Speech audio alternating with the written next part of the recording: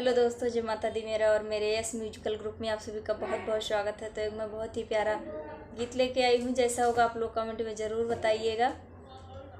कुइयाँ के पानी बड़ा खारा, बलम तनी धीरे पुकारा। कुइयाँ के पानी बड़ा खारा, सजन तनी धीरे पुकारा। धीरे पुकारा सजन धीरे पुकारा।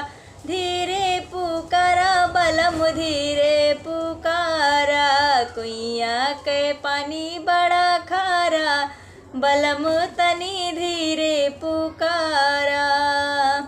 हमरे ससुर जी के बागा बगैचा, हमरे ससुर जी के बागा बगैचा।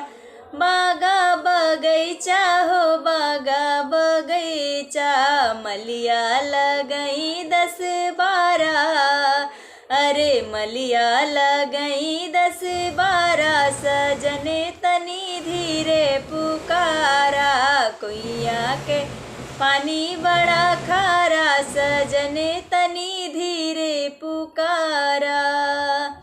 हमरे ससुर जी के तालाई नारा, हमरे ससुर जी के तालाई नारा। तालाई नारा देखो तालाई नारा, कहरा लगई 10-12, सजने तनी धीरे पुकारा।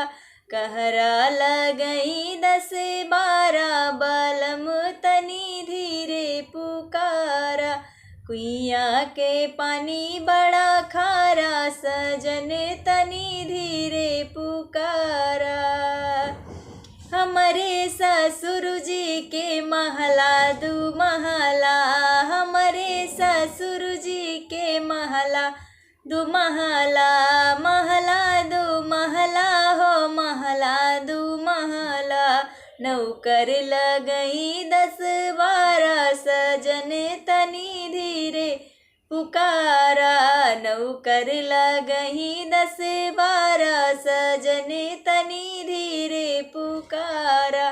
कुइयाँ के पानी बड़ा खारा, सजन तनी धीरे पुकारा।